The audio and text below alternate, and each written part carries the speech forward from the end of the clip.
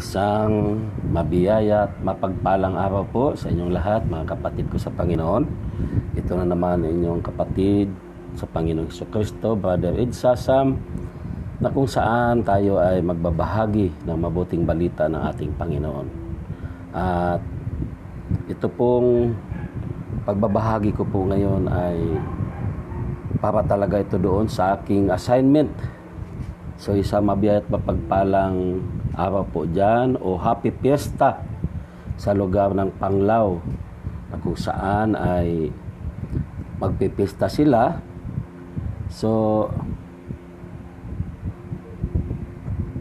lockdown ngayon, no? Lockdown ang kanilang lugar, walang pwede makakapasok. So ang aking assignment ay doon nga po sa Panglao chapter. Lockdown man ang lugar nila, so balit ang salita ng Diyos ay hindi malalockdown.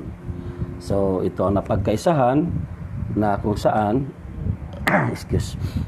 ating idaan sa live, no? Sa online, sa FB live, mga kapatid ko sa Panginoon. Kaya kayong lahat ng mga manggagawa dyan sa Panglao, loobin ng Diyos na tayo magsama-sama ngayong hapon ito sa pamamagitan ng panood ng live sa FB. At ganoon din, mga kapatid ko sa Panginoon, na kahit hindi taga Panglao, hindi taga Bohol, kaya ini-invite ko po kayo na magsama-sama tayo sa pagninilay ng mga salita ng Diyos sa hapong ito. So balit bago tayo magpatuloy, tayo muna'y dumulog sa ating Diyos na makapangyarihan sa lahat. Kasi kung hindi tayo sasamahan ng ating Diyos, wala tayong magagawa. Loobin ng Diyos na tayo'y samahan hanggang sa matapos o sa lahat ng oras ng ating buhay. Kaya tayo po'y manalangin muna, no? Sa ngalan ng Ama, ng Anak at ng Espiritu Santo. Amen at amen. O dakilang Diyos na makapangyarihan sa lahat, ang Diyos na walang katulad, ang Diyos na walang kapantay, ang Diyos na may-ari ng aming buhay, ang Diyos na karapat-dapat naming itaas, karapat-dapat naming sambahin sa Espiritu at katotohanan. Maraming salamat po, Panginoon. Maraming salamat po minsan pa sa buhay at kalakasan na muli mong ipinahiram sa amin. Salamat sa araw na ito na kung saan nasilayan namin, muli namin nasilayan ng liwanag ng araw at muli mong ipahinintulot na ikaw ay patuloy naming sambahin, patuloy naming aalamin ang tungkol sa iyong pagka-Diyos. Kaya narito kami, O Diyos, sa hapong ito, nagpapakumbaba, humihingi ng kapatawaran sa aming mga kahinaan, sa patuloy namin ng paglabag sa iyong kalooban. Loobin mo, O Diyos, na kami ay linisin, patawarin sa aming mga paulit-ulit na pagkakasala sa isip, sa salita at sa gawa. Loobin mo, O Diyos, na ikaw po ang kumilo sa bawat isa sa amin, lalo na sa inyong abang lingkod, O Diyos, na maghayag ng mabuting balita. Loobin mo, Panginoon, na ipagkaloob mo po sa amin ang unawa na mensahe mo po sa amin sa araw na ito. Abutin mo po, O Diyos, ang lahat, maging sa nanonood ng live na ito. Ikaw po ang magpala sa sino mang makapanood nito, O Diyos, at sa lahat ng mga kapatiran ko po. Lord, inaangkin namin na sa pamamagitan ng iyong mga salita ay maangkin namin ang iyong pagpapala, biyaya, pagdating lalo na sa aspetong espiritual. Kaya, O Diyos, angkinin ko na po ang katagumpayan ng buhay na nagmula sa iyo. Ngayon pa lang, sa pangalan ni Jesus, sa ngalan ng Ama, ng Anak, at ng Espiritu Santo.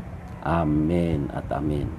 So, bago tayo dumako muna sa pagbabahagi ng mga salita ng Diyos, mga kapatid ko sa Panginoon, tayo muna ay magpuri sa Diyos.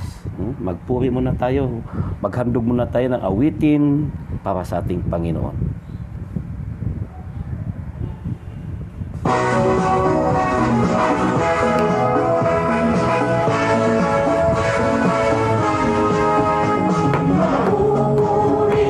Panginoon, magpupuri sa Panginoon. Sa Panginoon, purihin natin ang Panginoon. Ako'y magpupuri sa Panginoon. Ay, minto. Panginoon, ako'y magpupuri sa Panginoon. Ako'y magpupuri sa Panginoon. Purihin natin ang Panginoon. Purihin si Yahweh, pagkat siya ay mabuti. Naliligtas ang mga ating. Magpupuri niya ang gloria sa pag-ibig na walang hanggan. Ako'y magpupuri sa Panginoon. Ako'y magpupuri sa Panginoon. Ako'y magpupuri sa Panginoon. Purihin natin ang Panginoon. Ako'y magpupuri sa Panginoon. Ako'y magpupuri sa Panginoon. Ako'y magpupuri sa Panginoon. Purihin natin ang Panginoon. Purihin si Yahweh, pagkat siya ay mabuti. Naliligtas ang mga ating. Magpupuri niya ang gloria sa pag-ibig na walang hanggan. Magpupuri sa Panginoon. Ako'y magpupuri sa Panginoon. Ako'y magpupuri sa Panginoon. Purihin natin ang Panginoon. Purihin si Yahweh, pagkat siya ay mabuti. Naliligtas ang mga api. Magpupuri niya ang gloria sa pag-ibig na walang hanggan. Purihin si Yahweh, pagkat siya ay mabuti. Naliligtas ang mga api. Magpupuri niya ang gloria sa pag-ibig na walang hanggan. Ako'y magpupuri sa Panginoon. Ako'y magpupuri sa Panginoon. Ako'y magpupuri sa Panginoon. Purihin natin ang Panginoon. Ako'y magpupuri sa Panginoon. Ako'y magpupuri sa Panginoon. Ako'y magpupuri sa Panginoon. Purihin natin ang Panginoon. Ako'y magpupuri sa Panginoon. Ako'y magpupuri sa Panginoon. Ako'y magpupuri sa Panginoon. Purihin natin ang Panginoon. Purihin natin ang Panginoon. Purihin natin ang Panginoon. Purihin natin ang Panginoon. Yes, Lord. Pinupuri ka namin sa lahat ng oras ng aming buhay. Patuloy ka naming papupurihan, O Diyos. Patuloy ka naming handugan ng awitin bilang pagsamba namin sa iyo, Diyos. At sa hapong ito, patuloy kaming umawit sa iyo, Panginoon, dahil ikaw ang aming Diyos na makapangyarihan sa aming buhay. Dili ka namin ikabaylo, Panginoon. Ikaw ang aming Diyos na karapat-dapat na sambahin sa Espiritu at katotohanan. Yes, Lord. Dili ka namin ikabaylo sa ano pa mga bagay sa mundong ito.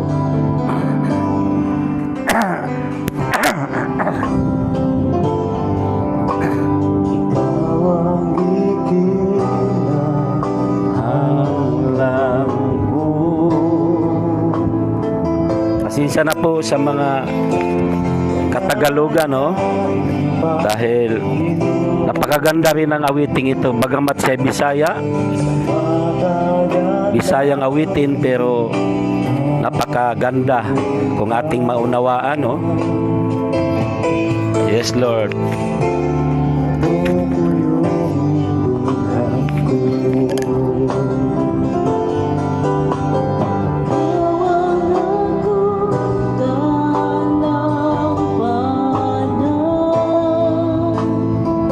lang aming malalapitan, O Diyos. Ikaw ang aming sandigan sa aming buhay.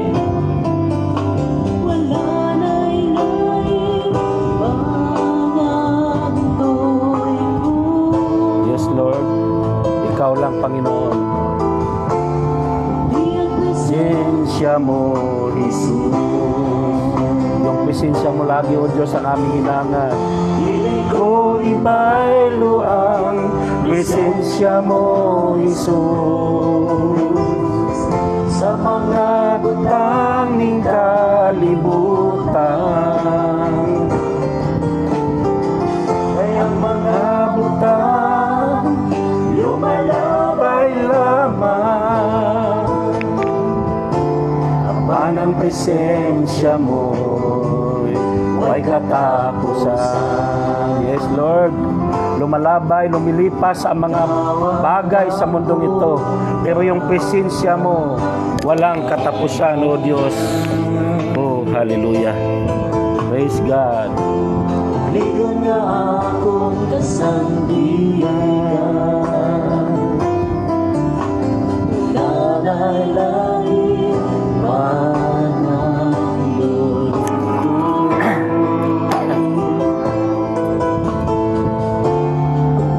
presensya mo, Jesus. Hiling ko iba'y luang, presensya mo, Jesus. Sa mga butang ng kalibutan, kaya mga butang lumalabay lamang. Ang presensya mo'y may katapusan. Hiling ko iba'y luang, presensya mo, Jesus. Sa mga butang ng kalibutan,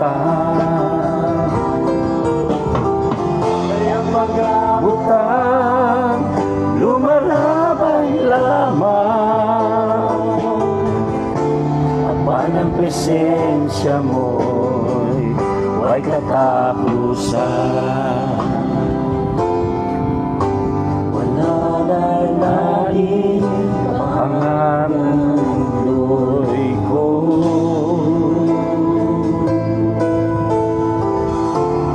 Kundi ang presensya mo, Jesus. Yes, Lord, wala kaming pangarap sa buhay namin kundi ang presence mo, yung presensya mo sa araw-araw namin buhay. Salamat po, Diyos, sa hapong ito dahil alam ko yung presensya mo ay kasama namin, lalo na sa aming pag-aaral, pagninilay na yung mabuting balita. So mga kapatid ko sa Panginoon, dumako na tayo sa pakikinig ng mabuting balita ng ating Panginoon. So awitin natin ang El Shaddai.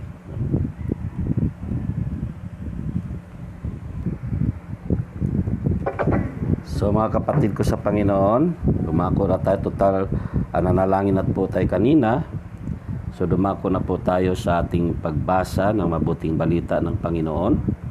So ang ating pagbasa ngayon ay ating hanguin sa Ebanghelyo ni San Mateo, Kabanata 16, talata 21 hanggang 28. So ito po ang ating Ebanghelyo sa darating sa araw ng linggo, no? Ating Sunday Gospel. Bagamat marami ng tumalakay o nagbabahagi sa Ebanghelyo natin ngayon, marami po pa rin tayong mga ipinahayag o marami pa rin ipinahayag ang Diyos sa atin tungkol sa Ebanghelyong ito. So, sabi dito sa Mateo 16:21-28, mula noon ay ipinalam na ni Jesus sa kanyang mga alagad na dapat siyang magtungo sa Jerusalem at magbata ng maraming hirap sa kamay ng matatanda ng bayan, ng mga punong saserdote at mga eskriba, at kanilang ipapatay siya. Ngunit sa ikatlong araw siya muling mabuhay.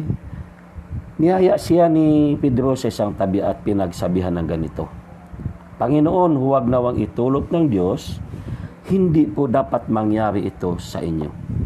Ngunit hinarap siya ni Jesus at sinabihan, lumayo ka, Satanas, hadlang ka sa aking landas. Ang iniisip mo ay hindi sa Diyos, kundi sa tao. Sinabi ni Jesus sa kanyang mga alagad, kung ibig niyo namang sumunod sa akin, limutin niya ang ukol sa kanyang sarili, pasanin ang kanyang krus at sumunod sa akin. Ang naghahangad ng maligtas sa kanyang buhay ay siyang mawawalan nito, ngunit ang mag-alay ng kanyang buhay alang-alang sa akin ay siyang magkakamit noon.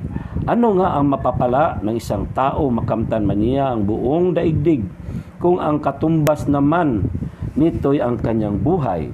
Ano ang maibabayad ng tao para mabalik sa kanya ang kanyang buhay? Sapagkat darating ang anak ng tao na taglay ang dakilang kapangyarihan ng kanyang ama at kasama ang kanyang mga anghel. Sa panahong yaoy, gagantihin niya ang bawat tao ayon sa kanyang ginawa. Sinabi ko sa inyo, may ilan sa inyo rito na hindi mamatay hanggat di nila nakikita ang anak ng tao na pumaparito bilang hari. Mga kapatid ko sa Panginoon, ang mabuting balita ng ating Panginoon Kristo para sa ating kaligtasan. Praise the Lord. Purihin natin ang Diyos sa pagkabasa ng kanyang mga salita. So minsan pa, isang mabiyaya at mapagpalang araw po sa inyong lahat na nakatunghay ngayon sa live, sa FB na ito, sa live na pagbabahagi natin ng mabuting balita. At lalo na o Diyos, lalo na sa inyo dyan, no? Lalo na sa inyo dyan, sa lugar ng Panglao na kung saan ito ay dapat ang oras na ito ay sama-sama tayo dyan sa lugar ng Panglao. Subalit nga, piyesta, kaya lockdown, walang pwedeng pumasok sa inyong lugar. Kaya nga, hindi man tayo makakapunta dyan, lockdown man, hindi malalockdown ang mga salita ng Diyos. So, ang aking ibabahagi ngayon mga kapatid ko sa Panginoon ay pamagatan ko pong followers of Jesus, ang tagasunod ni Jesus. Kung ating pag-uusapan ito mga kapatid ko sa Panginoon ng pagiging tagasunod o followers, ay masasabi ko na may mga kinakailangan na kwalifikasyon. Kinakailangan kwalifikasyon para doon sa mga taong ibig maging followers. Ano bang ibig ko sabihin? Kapag tagasunod ka o followers ka, ay kailangan talaga yan na may mga kinakailangang kwalifikasyon upang maging karapat-dapat kang maging followers. Halimbawa na lang, isang halimbawa dyan mga kapatid ko sa Panginoon, isang team ng basketball, no? Halimbawa na lang sa PBA.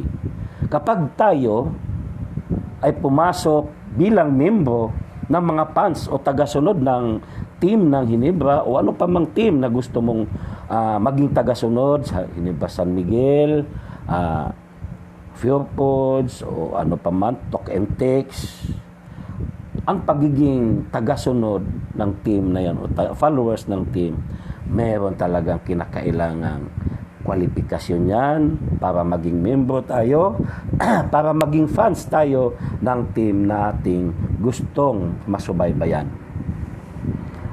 Kahit sa ano po yan, no? Kahit sa ating mga artista, no? Kahit sa mga artista na kung saan may mga tagasunod, mga fans, hindi ka basta-basta maging fans na membro sa kanila na legitimate o tunay na membro ng fans club kung hindi ka papasa sa kanilang ibinibigay na kwalifikasyon.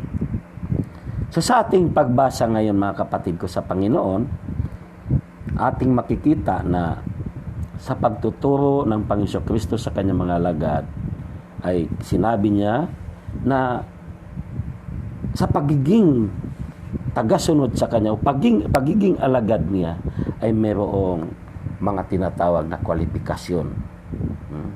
mga kwalifikasyon. Kung ating inuunawa ang pagbasa, may binabanggit ang Panginoon Kristo na dapat maging nasa ating buhay o nasa buhay natin ang ganito upang maging tagasunod tayo sa Panginoong Kristo.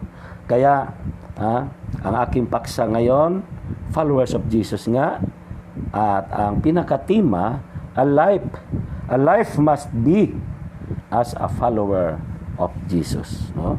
O ang buhay na kinakailangan bilang tagasunod sa Panginoong Kristo o alagad ng Panginoong Kristo. So ngayon, ito ngayon ang ating pinakatim at ang paksa ating pag-uusapan o pagninilayan. So, ano ba ang buhay na kinakailangan bilang tagasunod ng ating Panginoong Kristo?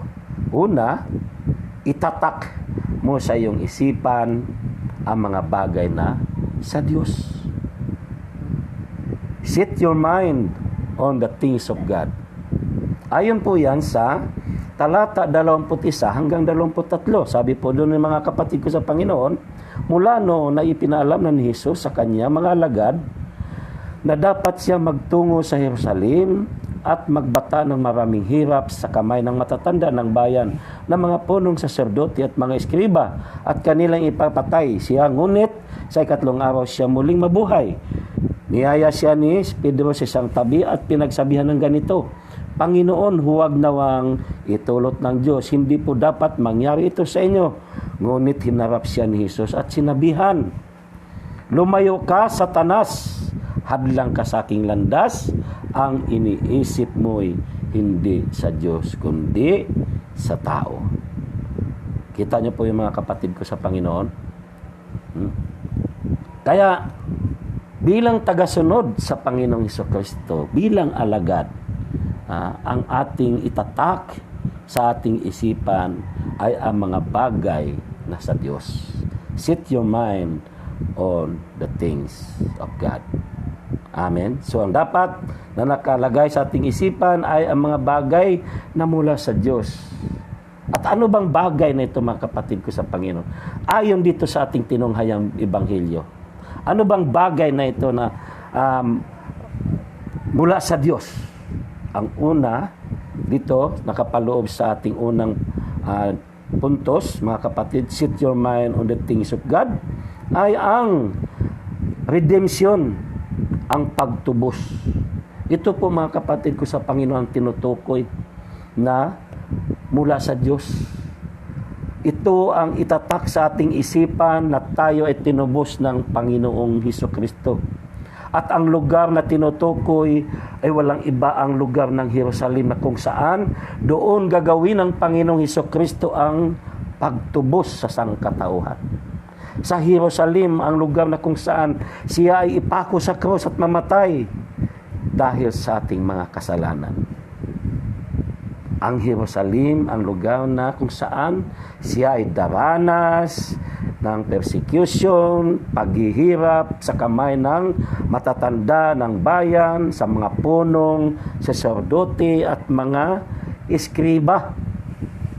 So ito, mga kapatid ko sa Panginoon, ang bagay na mula sa Diyos na dapat ilagay sa ating isipan, ang kanyang ginawang pagtubos sa atin. Si Jesus ang makalangit na bagay na dapat nating ilagay sa ating isipan.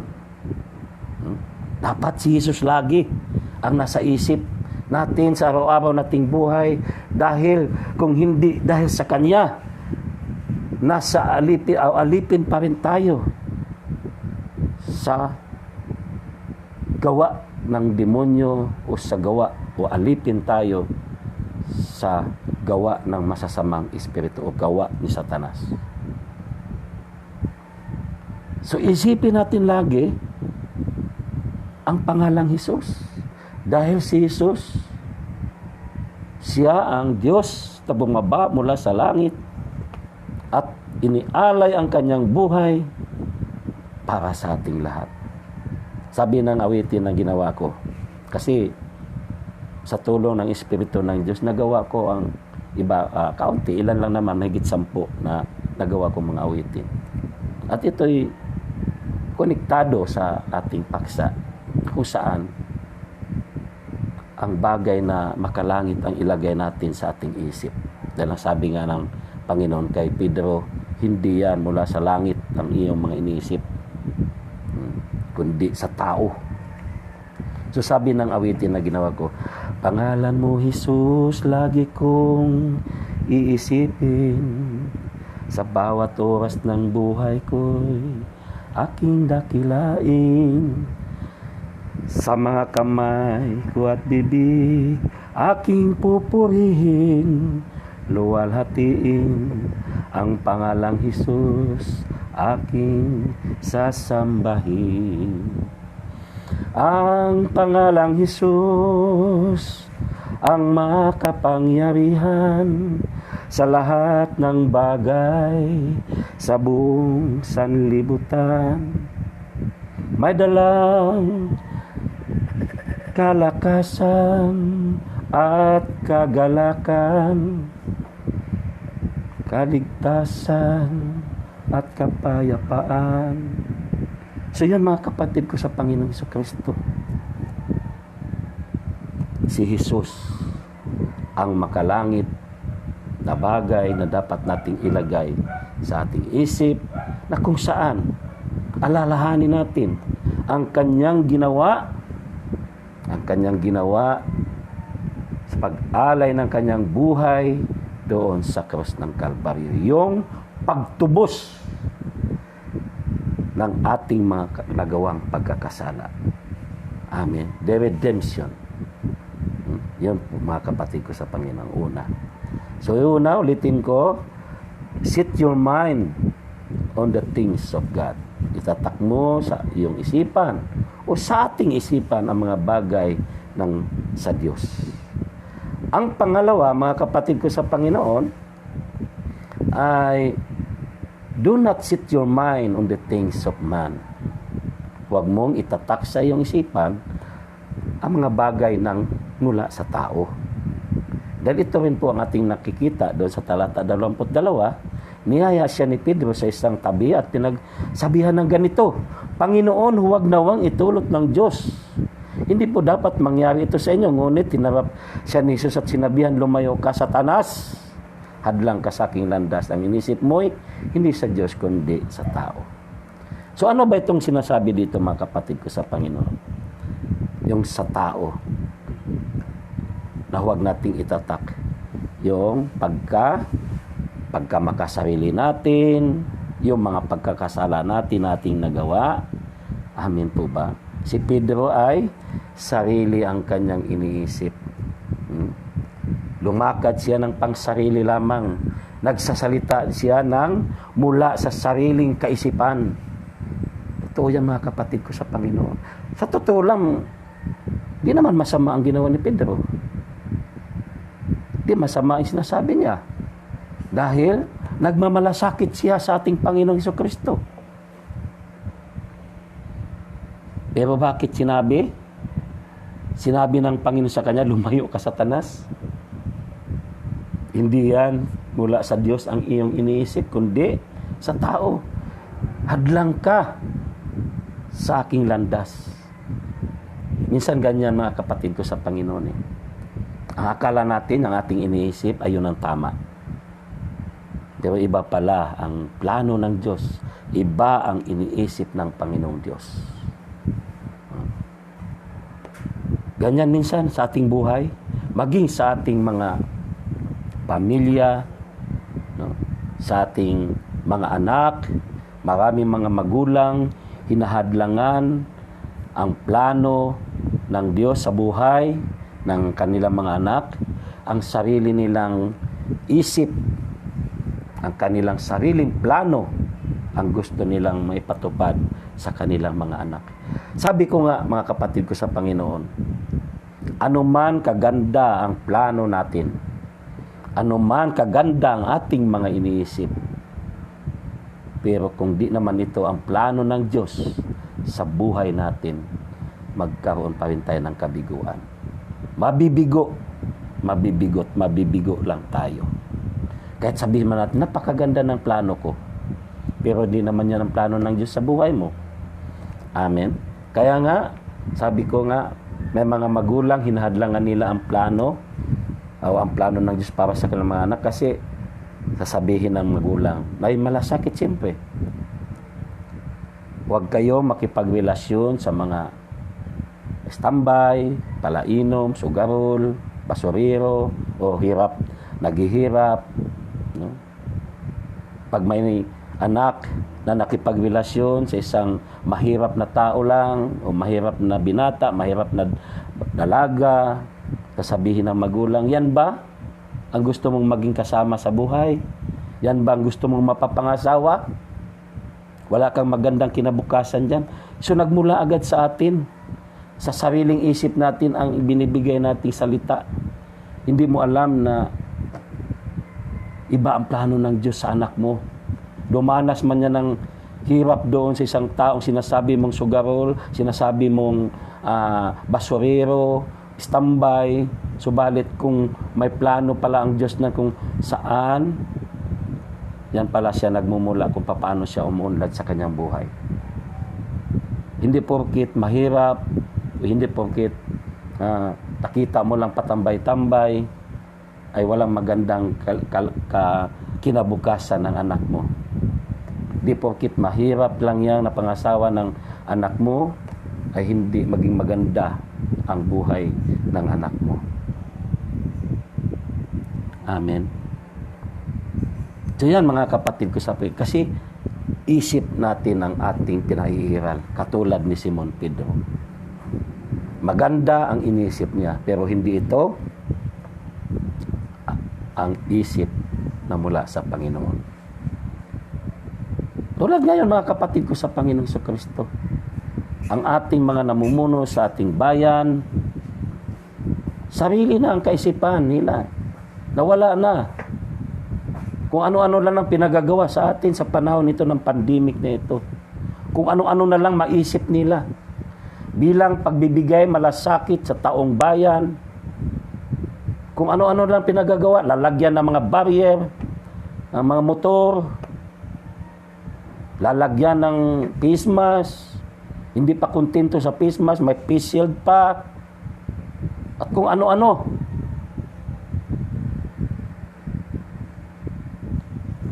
Di ba, mga kapatid ko sa Panginoon? Yun ang mga kaisipan na mula sa sariling talino o karunungan. Pero tandaan natin mga kapatid ko sa Panginoong Jesucristo, ano man yung kaganda, ang plano mong sinasabi para sa kabubuti, para sa kabubuti ng taong bayan, kung hindi naman yan ang plano ng Diyos. Hindi naman yan. Kasi, bakit? Sa ginagawa natin yan, pagpapakita yan ng walang pananalig sa Diyos. Kakulangan ng pananalig sa Diyos. Yung naumiiral na ang takot, naging alipin na ang tao sa takot, ibig sabihin yan, wala ng pananalig pananampalataya. Ang iniisip ng tao ay umiwas na sa kapwa dahil natatakot na mahawaan. Ayaw nang makipagkamayan, nawawala na. Okay naman yan kung ayaw magpakipagkamayan, pero nawawala na talaga ang bagay na kung saan ito talaga magbibigay ng magandang relasyon sa bawat isa. Yung sama-samang sumamba sa Diyos, sama-sama sa gawain. Sa ngayon napakaraming gawain na nangyari na lockdown. Salamat na lang dito sa Bohol. Salamat na lang at kami. May 2 buwan na rin na may gawain. Ang iba, wala pa. Di pa nakapagsimula. Bakit hindi pinapayagan? Bakit hindi pinapayagan? Dahil sa sariling kaisipan na magkaroon ng delikado ang tao, ibig sabihin, magkakasakit, mahawaan ng COVID. Sabi nga ng ating punong lingkod, di ko makakalimutan nung Sabado, itigil nyo na yung pag-test na yan. Dahil hindi mawawala ang COVID na yan hanggat hindi nyo titigil. Hinahanap ninyo ang COVID eh. Paano nga naman mawawala? Ini-entertain ninyo ang COVID. So nawawala ang ating pananalig sa Diyos. Yung sarili lang natin, kaisipan ang umiiral. Ang sabi nga dito sa ating binasa, ang nag-iingat ng kanyang buhay ay siyang mawawalan. Yung nawawalan ng buhay ng dahil sa kanya ay siyang magkakaroon. So, kinukontra. Katulad ni Pedro, kinukontra niya ang plano ng Diyos. Ang ginawa niya ay makasariling pag-iisip eh. Bagamat maganda sa paningin niya. Ganyan din tayo. Marami tayong iniisip natin maganda. Subalit hindi pala ito ang kalooban ng Diyos. Hindi pala ito mula sa kaisipan ng Diyos. Nagyayabang pa si Simon Pedro. Pinagsabihan ng ang Panginoon, hindi ito mangyayari sa iyo. Ha? Marami kaming tagasunod sa iyo. We will fight for you. Kung sa atin mangyari yon, baka ganun din sitwasyon, o kung anong sa atin mangyari yung ganun sitwasyon, baka ganun din ang ating gagawin. Katulad ni Simon Pedro. So ang bagay na ito mga kapatid ko sa Panginoon ay pagpapakita ng ating pagtitiwala, ng ating sariling kakayanan at kaisipan. Yun ang problema sa ating bayan ngayon. Ang namumuno sa atin, hindi na sa Diyos kumukonsulta. Pinagbabawalan pa nila ang mga gathering ng ating mga gawain o ano pa mang mga gathering tungkol sa Diyos. Sa misa, sa simbahan, nililimitahan ang mga taong magsisimba. Na ito dapat ang ating ituon sa ating isipan na dumulog tayo sa Diyos, magkakaisa tayo, huwag tayong matakot. Dahil kahit anong gawin nating iwas mga kapatid ko sa Panginoon, kahit anong gawin mong takip sa iyong mukha, kahit magtago ka pa, pag niloob ng Diyos na ikaw ay mahahawaan ka pa rin kahit saan ka man magtago. Pero kung buong-buo ang pagtitiwala mo sa Diyos, buong-buo ang pananalig mo sa Diyos, nasa iyo ang proteksyon ng Diyos. Amen. So, ito mga kapatid ko sa Panginoon. Ito ang masasabi ko. Ang pangalawa ay do not set your mind on the things of man. Huwag mong itatak sa iyong isipan sa mga bagay ng sa tao. Amen. Dahil ang ating mga kaisipan, kung hindi yan mula sa Diyos, kahit anong ganda niyan, wala yan. Mabibigo pa rin tayo. Kaya nga sabi niya ng ating Panginoong Jesucristo kay Simon Pedro, lumayas ka, Satanas, hadlang ka sa aking landas. Ang iniisip mo ay hindi sa Diyos, kundi sa tao. Amen. Ang pangatlo, mga kapatid ko sa Panginoon, take up your cross. Mateo 24:28, sinabi ni Jesus sa kanyang mga lagad, kung ibig niyo namang sumunod sa akin, limutin niya ang ukol sa kanyang sarili, pasanin ang kanyang cross at sumunod sa akin.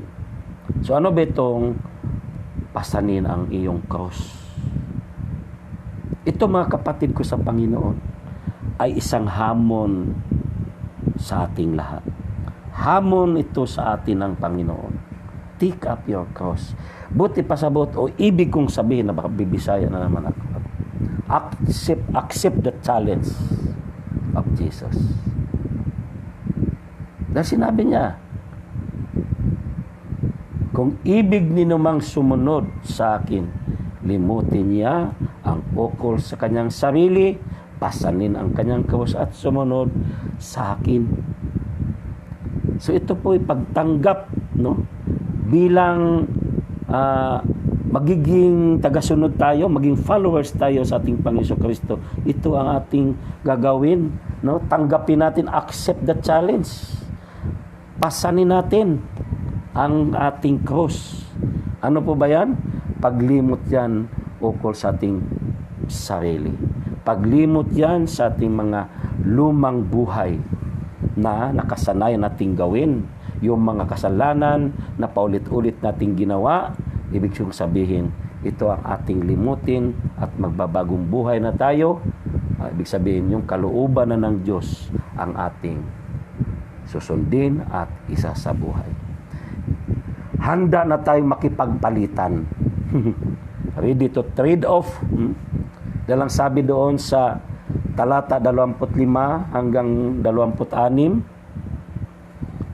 ang naghangad na maligtas ang kanyang buhay ay siyang mawawalan nito. Ngunit ang mag-alay ng kanyang buhay alang-alang sa akin ay siyang magkakamit noon. Ano nga ang mapapala ng isang tao, makamtan man niya ang buong daigdig kung ang katumbas naman ito'y kanyang buhay, o ay ang kanyang buhay. Ano ang may babayad ng tao para may balik sa kanya ang kanyang buhay? No? Ipinakita dito mga kapatid ko sa Panginoon sa paghamon sa atin ng Panginoong Hesukristo, sa pag-accept natin, pagtanggap natin sa kanyang hamon bilang gusto nating maging tagasunod niya. Ready tayong makipagpalitan. Ano? Handa nating isabuhay anuman ang ating mararanasang hirap ng pagbabago ng ating buhay dahil mga kapatid ko sa Panginoong Hesukristo, sa pagbabago ng ating buhay, sa pagsunod natin sa Panginoong Hesukristo, sa pag-accept natin ng hamon sa ating ng ating Panginoong Hesukristo sa atin, ay talaga namang isang sakripisyo. Isakripisyo mo yung nakasanayan mo ng karangyaan sa buhay, yung nakasanayan mo ng gawin. Di ba mga kapatid ko sa madalas kong ngayon halimbawa, napakahirap iwanan kung nakasanayan mo ng gawin ang itong bagay na ito. Katulad na lang po mga kapatid ko sa Panginoon, madalas kong ihalimbawa na kapag tayo sanay na magkape, tapos biglang sasabihin siya ng doktor, bawal mo na sa iyong kape. Napakahirap, di ba? So napakahirap ang sumunod sa Panginoon Kristo. Kaya nga isang hamon sa atin. Kaya nga tanggapin ang hamon at handa tayong makipagpalitan. Ready to trade off. Makipagpalitan tayo. Ibig sabihin, ipalit natin sa ating buhay ang buhay na ibig ng Diyos na mangyari sa atin. Amen. Yan po mga kapatid ko sa Panginoon ang pangatlo. Take up your cross. Ang pang-apat, be aware about the warning of Jesus. Sa pagiging tagasunod, sa pagiging alagad ng Panginoong Hesukristo, ang buhay na kailangan sa isang alagad o tagasunod sa Panginoong Hesukristo ay dapat aware, magkaroon ng kamalayan tungkol sa sinasabi ng Panginoong Hesukristo. Yung babala ni Jesus sa atin, ano ang mapapala ng isang tao, makamtan man niya ang buong daigdig kung ang katumbas naman nito ay ang kanyang buhay. Ano ang may babayad ng tao pang maibalik sa kanya ang kanyang buhay, sapagkat darating ang anak ng tao na taglay ang dakilang kapangyarihan na kanyang ama at kasama ang kanyang mga anghel sa panahon niyo'y gagantihin niya ang bawat tao'y ayon sa kanyang ginawa. So ito pala, kailangan ready tayo, dapat aware tayo na sa ating pagbabagong buhay,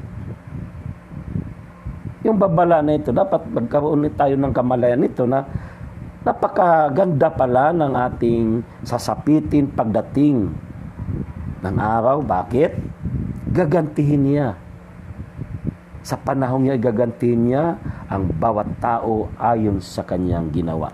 Ay kung tayo mga kapatid ko sa Panginoong Hesukristo, patuloy tayong namumuhay sa buhay na kung saan nakasanayan nating gawin yung paggawa ng kasalanan.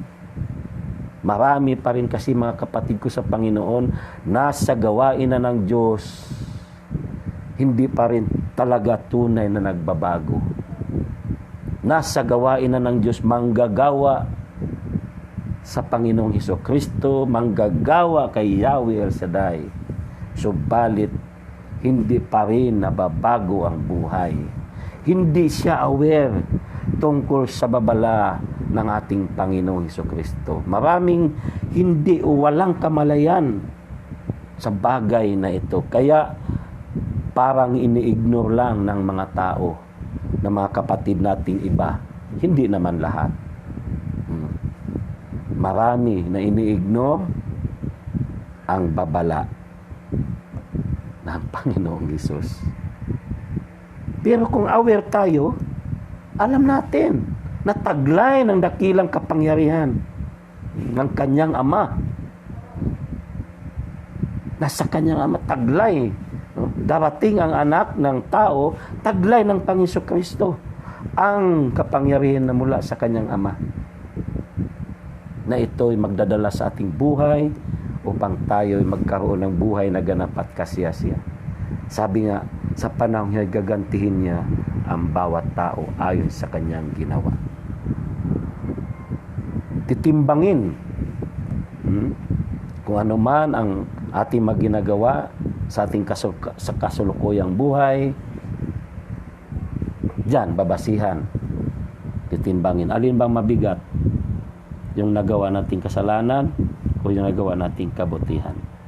Dahil lahat naman ng tao, kahit masama, lahat naman ay nakagawa din ng kabutihan. So tayo naman ay talaga namang nung wala pa tayo, sa lumang buhay pa tayo, ang ating pamumuhay ay masasabi kong masama. Isa na po ako dyan, mga kapatid ko sa Panginoon. Ang buhay ko ay sinasabi nga walang kabuluhan, walang kwenta, dahil araw-araw pasuray-suray sa daan, magdamag sa sugalan, takialamiro sa may mga kapitbahay, sa buhay ng may buhay, inggitiro, etc., etc. Mabuti na lang may Diyos na nagmamahal sa akin. May Hesus na tumubos sa akin. Amen. Tinubos ang aking pagkakasala, mga kasalanan ginawa. At tayo po, mga kapatid ko sa Panginoon, tinubos niya. So dapat ito po, mga kapatid ko sa Panginoon, magkaroon tayo ng kamalayan tungkol sa babala ng ating Panginoong Hesus. Sabi nga niya, makakamtan man ng isang tao ang buong daigdig kung ang katumbas naman nito ay ang kanyang buhay. Sa ano bang buhay nito? Yung buhay niya sa kabilang buhay na kung saan mapapasama, mapapahamak. Ano ang may babayad ng tao upang maibalik sa kanya ang kanyang buhay? Ano nga ba ang may babayad natin? Amen po ba? So ito ang dapat nating pagsikapan. Totoo, mga kapatid ko sa Panginoon,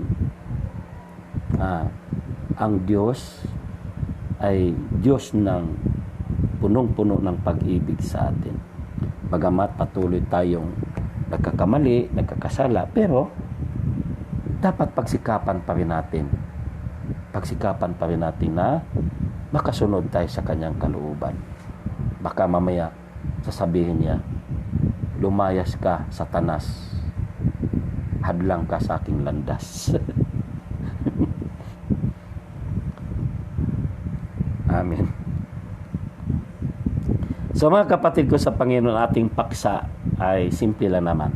Followers of Jesus o tagasunod ni Jesus. Pero ang ating paksa, a life must be as a follower of Jesus o ang buhay na kinakailangan bilang tagasunod ni Jesus. Ang una, set your mind on the things of God. No? Itatak sa iyong isipan ang mga bagay na mula sa Diyos. Pangalawa ay do not set your mind on the things of a man. Huwag mong itatak sa iyong isipan o huwag mong itatak sa iyong isipan ang mga bagay na mula sa tao. Amen po ba? Ang mga bagay na yan, ang unang-una na dyan ay ating makasarili. Pangatlo, take up your cross. O pasanin ang ating cross. Ano itong cross na ito? Pagtugon natin sa hamon ng Panginoong Hesukristo. Hamon ito sa ating buhay upang baguhin na ready na tayo makipagpalitan. Ano yung ipapalitan natin? Yung luma nating buhay tungo sa bagong buhay na kung saan si Kristo na ang naghahari sa atin. Ang pangapat, be aware about the warning of Jesus. O magkaroon ng kamalayan tungkol sa babala ng ating Panginoon. Amen. So yan mga kapatid ko sa Panginoong Hesukristo. So yan lang po mga kapatid ko sa Panginoon ang ating paksa ngayon. Sa maikli nating pagninilay, lubi nawa na may natutunan po tayo na makaragdag ito sa ating buhay spiritual. Amin po mga kapatid ko sa Panginoon na maikli man nawa may naitanim ito na idagdag sa ating pananampalataya. Amin po. So, tayo po'y manalangin, kayong lahat na nakatunghay, di ko na kayo may isa-isa, no? At ang lahat ng taga-Panglao chapter, lahat kayo po, o lahat sa sinumang mga kapatid na nanonood ngayon, o makapanood nito, dalangin ko, Diyos, na silang lahat ay tugunin mo ang tugunin mo ang kanilang mga kahilingan, tugunin mo po Panginoon ang kanilang mga problema, bigyan niyo po ng solusyon ang aking mga kapatid na walang sawang makikinig o manonood ng iyong mabuting balita. Loobin mo Panginoon na abutin ang kanilang mga sitwasyon ngayon. Mga taong may sakit at karamdaman, nahawa sa anumang sakit, COVID man, dalangin ko na ipagkaloob sa kanila, O Diyos, ang kagalingan. Pagpalain mo ang mga manggagawa ng Panglao chapter, sila Sister Litay Nampas, Brother Doji, Sister Inday, at lahat po sila Sister Lorita, ang aking inaanak na nagwagi sa The Voice of Panglao, Sister Charimi Renegado, ang kanyang brother husband, kapwa ko preacher Arvin Renegado. Dalangin ko na patuloy mong pagpalain ang ating mga kapatid na ito, maging ang kanilang buong pamilya, mga mahal nila sa buhay. At ganoon din, O Diyos, sa mga taong nakatunghay o makapanood nito, dinideklara ko sa pangalan ni Jesus, answered prayer na sila. Dalangin ko rin na patuloy mong pagpalain ang aming Pangulo, ang mga nanungkulan. Loobin mo, O Diyos, na mabago na ang kanilang mga ginagawa, na ang kanilang kaisipan ay ang kaisipang nagmula sa iyo, O Diyos. At ang kanilang gagawin ang mga bagay na kung saan mula sa iyo.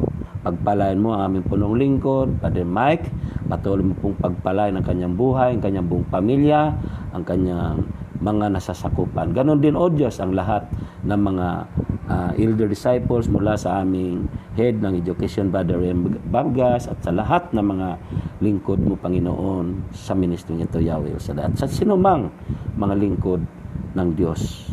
At Lord, inaangkin na namin nga kaming lahat ay pinagpala mo na, nagtatagumpay na, dahil ikaw ang aming Diyos na makapangyarihan, na patuloy naming kinikilala sa aming buhay at patuloy naming pananaligan. Sa pangalan ni Jesus, Lord, pagpalain mo ang mga inihandog ng aking mga kapatid na mula sa Panglao. Ibalik mo po sa kanila, O Diyos, ng higit pang pagpapala na kanilang inaasahan sa lahat ng aspeto ng kanilang buhay, sa pangalan ni Jesus, sa ngalan ng Ama, ng Anak, at ng Espiritu Santo. Amen at amen. Tia Norma, pagpalain kayo ng Diyos. Answered prayer na po kayo. At kayong lahat na aking mga kamag-anak, sino mang makapanood na mga kamag-anak ko, maging saan mang lupalop ng mundo kayo naroon, sa pangalan ni Jesus. Magpasalamat tayo sa ating Diyos na buhay.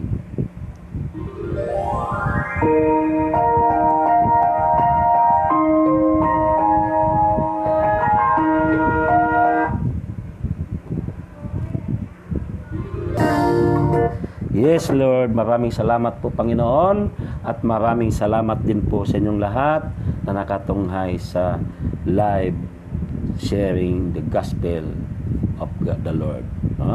So, bye-bye, at patuloy nating angkinin ang biyaya ng Diyos.